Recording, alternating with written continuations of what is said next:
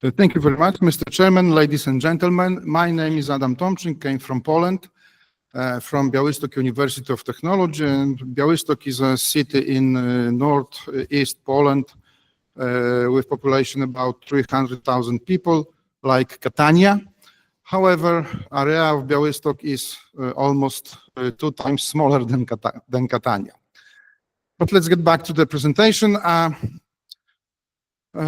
Together with my colleagues from my university and from Gdańsk University of Technology, we would like to present the most important results obtained within the framework of subject displayed in the slide. Investigated material was very popular 2024 aluminum alloy. This alloy is widely used in aircraft industry or in automotive industry. Specimens were made from extruded bars of 16 millimeters diameter. Manufacturing technology results in material structure presented in photos. Here we have a longitudinal cross-section, and here we have a transverse cross-section. This alloy is typically representative of aluminum, copper, magnesium family alloy, and its chemical composition is presented in the table.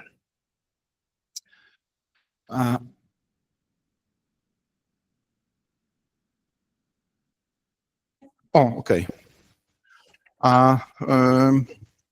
Experimental research were carried out using 4-column Kappa-Zwickreuel testing machine equipped with 3-zone Macek furnace and a static extensometer Epsilon. In the first stage of experiment, monotonic tensile tests were carried out at room. It's not me. At room temperature and at elevated temperatures of 100, 200, and 300 degrees. And here you can observe basic monotonic characteristic of material obtained at different temperatures. As you can see, increasing in temperature results in decreasing of basic monotonic characteristic of material. A detailed microscopic analysis of fracture surfaces were also conducted. Here you can observe fracture surface obtained at room temperature, and here we have fracture surface obtained at 300 degrees temperature. And at higher temperatures, especially at higher temperatures, character of fracture surface is typical elastoplastic. It means central part of the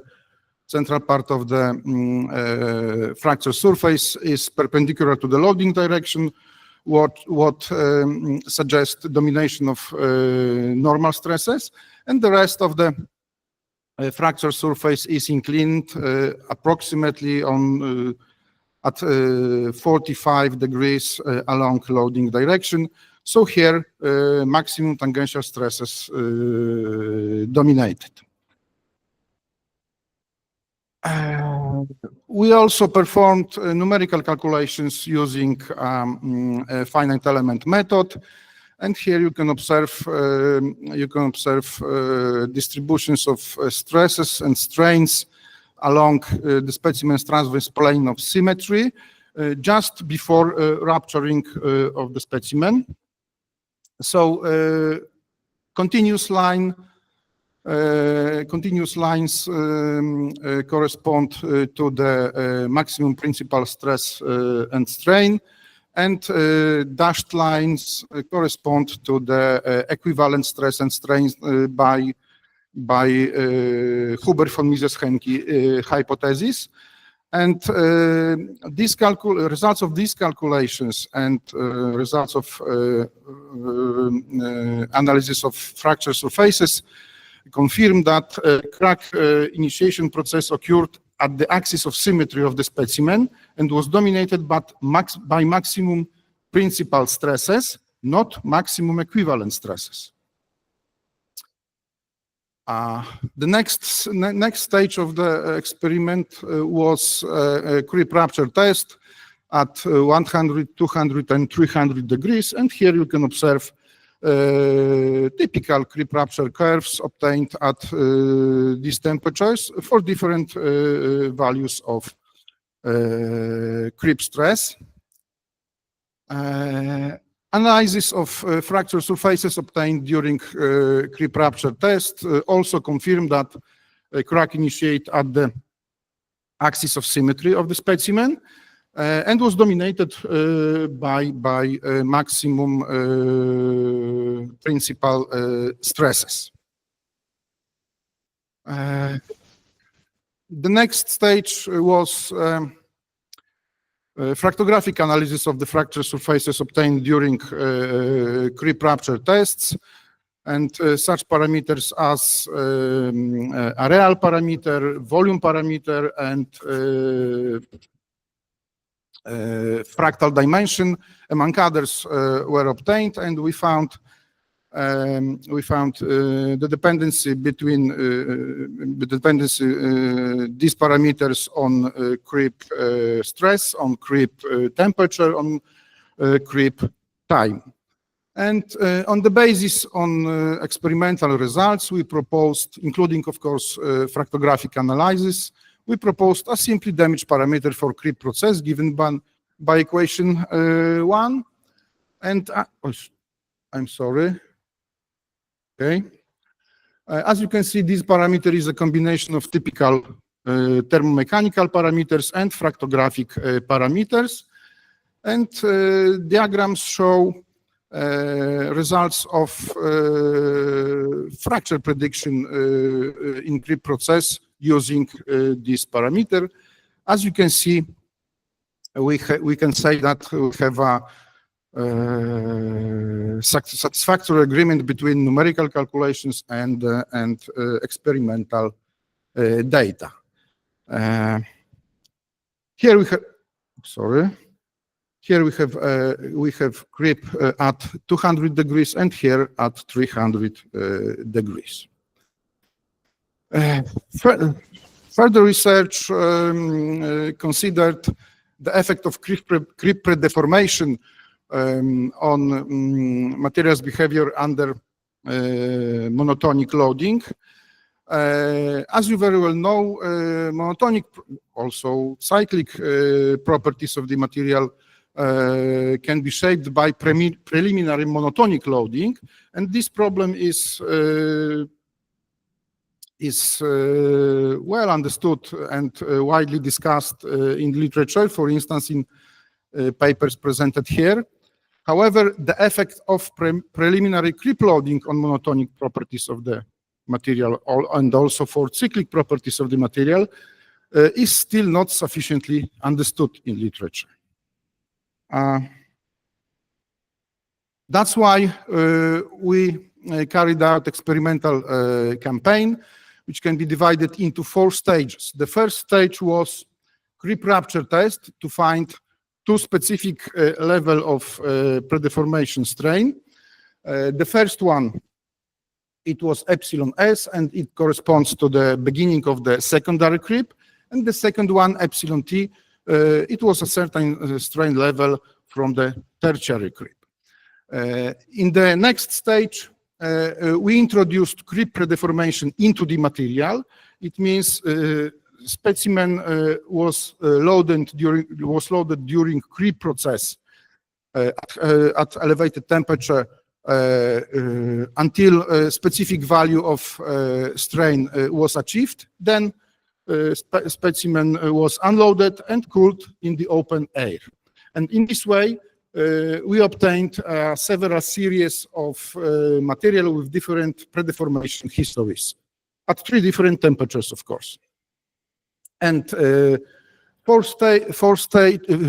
stage was monotonic tensile test of as-received material and of material with different predeformation histories. And in the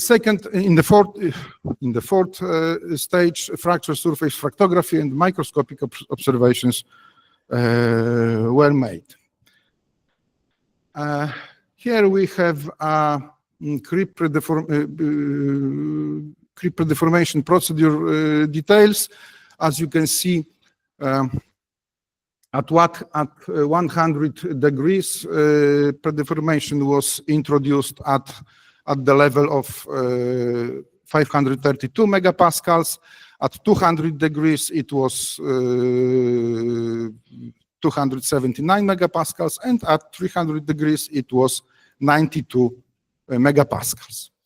Here you can observe the values of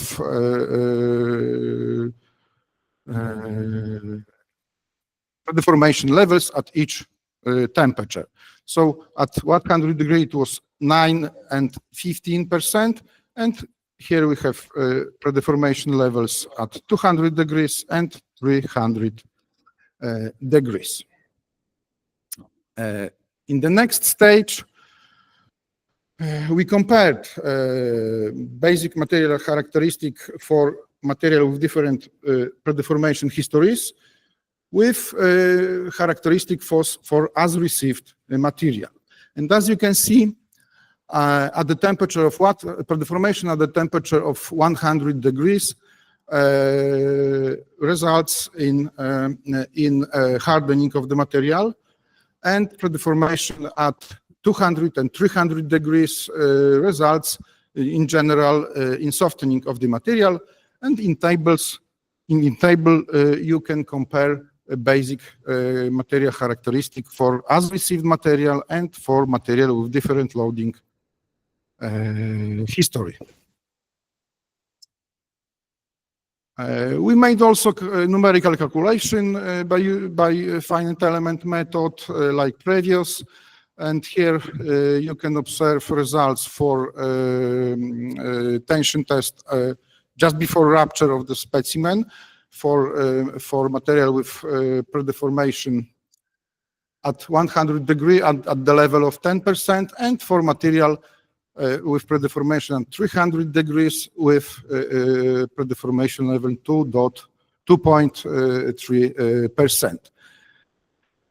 So these results also confirm that crack initiation occurred at the axis of symmetry or in close neighborhood of this axis, and is dominated by maximum principal stresses, not maximum equivalent stresses.